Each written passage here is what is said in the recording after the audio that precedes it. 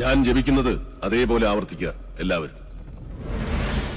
നേരത്തെ പറഞ്ഞു ഇനി മേലാൽ ആവർത്തിക്കരുതെന്ന്, ഇപ്പൊ പറയുന്ന ആവർത്തിക്കണമെന്ന്. ഞാനിതിലേതാ വിശ്വസിക്കണ്ട? എന്റെ മണി കുശവ, ആചാര്യം പറഞ്ഞ് അനുസരിച്ചാ മതി. ഓ,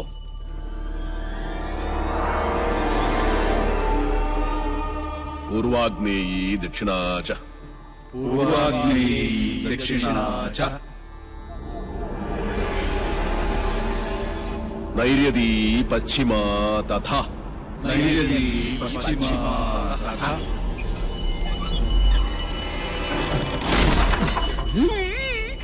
വായവീ ചോത്തരൈ ശാനി വായവീ ചോത്തരീ ശനി ദിശാ അഷ്ടവിമാ സ്മൃത ദിശാഷ്ടവിമാ സ്മൃത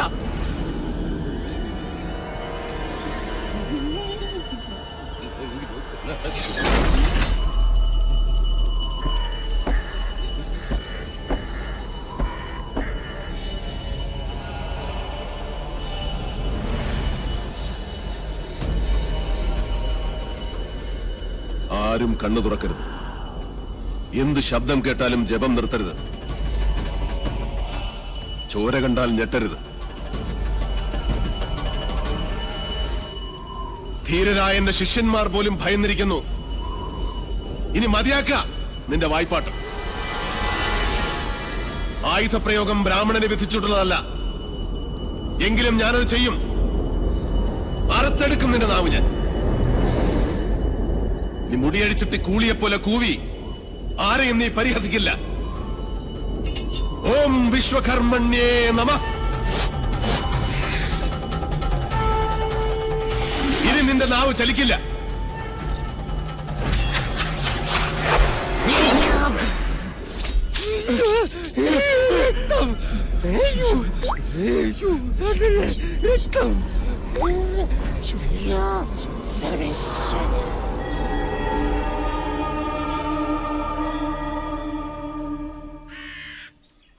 ഇനി ഇവിടെ നിൽക്കാൻ പറ്റില്ല.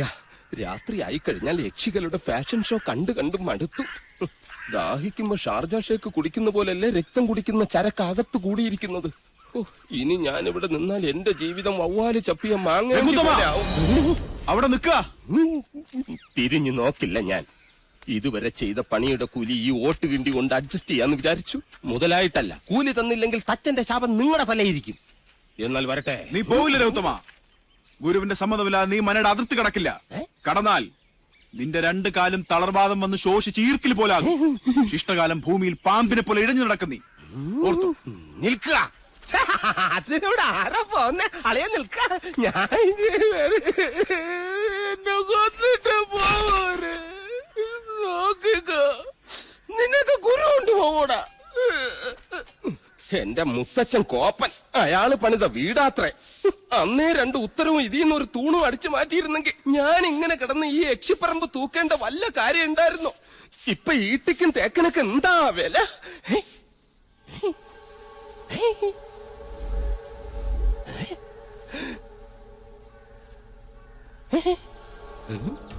എന്തോ കിലുങ്ങുന്നുണ്ട്. ഇങ്ങനെ നിൽക്കുന്നോണ്ടായിരിക്കും. ഇരിക്ക. യമനെ കൊന്നയാമ്പ കൊമ്മിട്ടിരിക്കുന്ന പാർട്ടിയായ യക്ഷിപ്പറമ്പെന്ന് പറഞ്ഞത് പിടിച്ചില്ലായിരിക്കും. സാവിത്രി അമ്മേ, എന്നെ കൊല്ലരുത്. ഞാൻ സാവിത്രിയല്ല, തുളസിയാ. അതിനിടയ്ക്ക് പേരും മാറ്റിയോ? മാധവേട്ടനില്ലേ?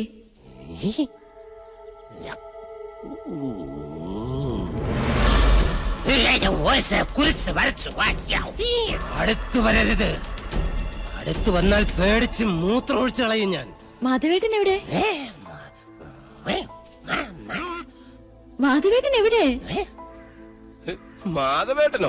എന്നെ കൊണ്ടൊന്നും പറയിപ്പിക്കരുത്. തലയ്ക്ക് വെളിവില്ലാത്ത 3-4 നമ്പൂരി ചെക്കന്മാരെ പിടിച്ച് അടുപ്പിന് ചുറ്റും ഇരുത്തിയിട്ട് സ്വാഹ സ്വാഹ എന്ന് പറഞ്ഞ് കുറച്ച് എണ്ണയും കോരി ഒഴിച്ചാൽ ഒരു യക്ഷിയും തളയ്ക്കാൻ പറ്റില്ല. യക്ഷിയെ തളയ്ക്കണമെങ്കിൽ ഏഷ്യാനെറ്റിലെ കടമറ്റത്ത് കത്തനാർ തന്നെ വരണം. അത് നിനക്ക് എങ്ങനെ അറിയാം? ഞാൻ കത്തനാർ സീരിയലിൽ കണ്ടിട്ടുണ്ട്. അതിലാണെങ്കിൽ ഒരു കൊച്ചു കിണറ്റിൽ വീണ് ചത്തപ്പോ കത്തനാർ ഇങ്ങനെ വടിയെടുത്ത് ഇങ്ങനെ കാണിച്ചേ ഉള്ളൂ. ആ കൊച്ചു ജീവനോടെ കയറി വന്നു. അത് ഏഴില്ലാതെ. നിർത്ത. തുളസി കൊണ്ടാക്കാൻ ആരും വന്നില്ല. വരിക.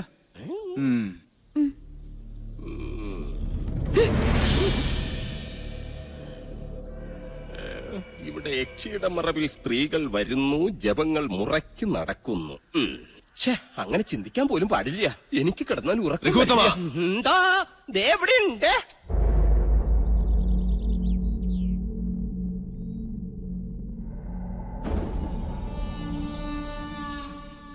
ഒന്നും എടുത്തു ചാടി അങ്ങോട്ട് ചെയ്യണ്ട. ക്ഷോഭിക്കേണ്ട നേരമല്ലിത്. നെല്ലൂർ മണ്ണ് ഉണ്ണി നമ്പൂരിക്ക് വേണ്ട ചെയ്യാ. ആ മോഹം മനസ്സിൽ അങ്ങോട്ട് മുറിക്ക. അച്ഛാ, രാജീവൻ വല്ലാതെ അങ്ങ് മോഹിച്ചുപോയി. എന്റെ മോളെയോ ചെമ്പ്രയിലെ മണ്ണോ? അല്ലാതിപ്പോ ചെമ്പ്രയിലെ പെണ്ണും ചെമ്പ്രയിലെ മണ്ണും രാജീവിന് വേണം, അല്ല രാജീവ? ഗൗരി എവിടെ? ഗിരീശൻ എവിടെ? ഞാൻ പറയുന്ന അവർക്ക് മനസ്സിലാവൂ. ഗിരീശ, ഗിരീശ!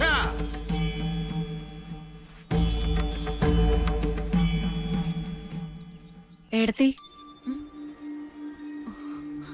ഹായ്, ആരാ ഇത്? പട്ടാഴിയില്ലത്തെ ആത്തയമ്മയോ? ഇവിടെ നിന്റെ ഏതടത്തി ഇരിക്കണത്? പടിയിറങ്ങി പോയ മൂശട്ടെ. അച്ഛാ, ജയേട്ടാ, ഇങ്ങോട്ടൊന്ന് വേഗം വരിക. അനിയത്തി. ആഹാ, എന്താണ് നിനക്കിവിടെ കാര്യം? എടി എന്താണ്? അച്ഛന്റെ ആംഗ്ലമാരുടെയൊക്കെ മുഖത്ത് ചവിട്ടി തേച്ച് ഇറങ്ങിപ്പോളല്ലേ നീ? മറന്നിട്ടില്ലൊന്നും. നേർന്നെറിയും കെട്ടവളെ. ആരാ?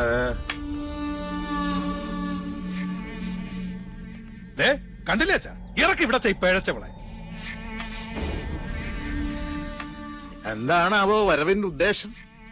ഗുപ്തനും മക്കളും ചത്തു നശിച്ചോന്ന് കണ്ടുറപ്പിക്കാനാ? അപ്പൊ ഉറപ്പാണ് അച്ഛന് എല്ലാം നശിക്കൂന്ന്. അവന്റെ അച്ചിപ്പണി ചെയ്ത് നടക്കുന്ന നീ ഞങ്ങളെ ശപിക്കുന്നോടി. അച്ഛാ, ഈശ്വരനെ കരുതി, എന്നെ കരുതിയിട്ടല്ല. അച്ഛന്റെ ഏട്ടന്മാരുടെ നന്മയ്ക്ക് വേണ്ടിട്ട് പറയാ. മുഖവുര വേണ്ട. മാധവേട്ടനോട് ശണ്ടയ്ക്ക് നിൽക്കരുത്, എന്റെ ഒരു അപേക്ഷയാണ്. കേട്ടില്ലേ? ഇവള് പറഞ്ഞതിന്റെ പൊരുളച്ഛന് മനസ്സിലായില്ലേ? നമ്മുടെ ചോരയ്ക്ക് വേണ്ടി ഇവള് ദാഹിക്കുന്നു. ലക്ഷണം കൊള്ളാം. ആദ്യം യുദ്ധം ചെയ്യാൻ കടവ് കടന്ന് വേളിക്കാരൻ വരുന്നു. പിന്നാലെ സമാധാന ദൂതുമായി സഹധർമ്മിണിയെ പറഞ്ഞയക്കുന്നു. എന്താ ഇതിന്റെയൊക്കെ അർത്ഥം? മക്കളെ, പട്ടാഴിക്ക് ഭയം ബാധിച്ചിരിക്കണോ? മടങ്ങിക്കോളാ, ഇല്ലെങ്കിൽ നിന്റെ ശവം കൊണ്ട് അവന്റെ മുഖത്തേക്ക് വലിച്ചെറിയും. അച്ഛൻ പറഞ്ഞ കേട്ടില്ലേ? ഇറങ്ങി പൊടി മൂദേവി. കംസജന്മം എത്ര അനുഭവിച്ചിട്ടും മതിയായിട്ടില്ല അല്ലേ? അതേടി, ഞാൻ കംസൻ തന്നെയാ. ഈ അടിവയറ്റിലൊരു കൃഷ്ണുണ്ണി വളരുന്നുണ്ടെങ്കിലേ വലുതാമ ഇങ്ങോട്ട് പറഞ്ഞു വിട്. ഈ ജയൻ ഇവിടെ തന്നെ ഉണ്ടാവും. ബാക്കി അവനോട്. അത്രയും ആയുസ് നിനക്കില്ല ജയ. തൊടില്ല നീ. വഴിതെറ്റിയിട്ടായാൽ പോലും ജീവിതത്തിൽ ഒരിക്കലും ഇനി ഈ മുറ്റത്ത് കാലുകുത്തരുത്. മനസ്സിലായോ? അനന്താ, ഇത്രയും വണ്ടിയിലേക്ക് കൂട്ടിക്കോളൂ.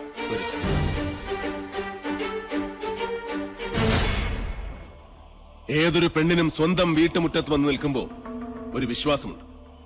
എത്ര വെറുത്താലും അവമാനം ചാട്ടിയിറക്കി വിടില്ലെന്ന്. നിങ്ങളത് തകർത്തു.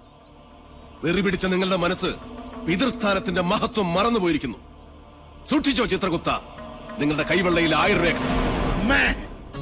സാവിത്രി, ഇവന്റെ നെഞ്ചു വലിച്ചു കീറി ചങ്കെടുത്ത് എന്റെ മുന്നിൽ വെച്ചു തരൂ. എങ്കിലേ എനിക്ക് തൃപ്തിയാവൂ. പെറ്റ തള്ളയെ വിളിച്ച് നെഞ്ചിലിടിച്ച് ഓരിയിടാൻ ഇനിയും അവസരമുണ്ടാവും. അപ്പ മതി മുക്ര. ഓ, ഇതാണല്ലേ ആ മാതാമഹൻ, കാരണവരുടെ വാടക കൊലയാളി.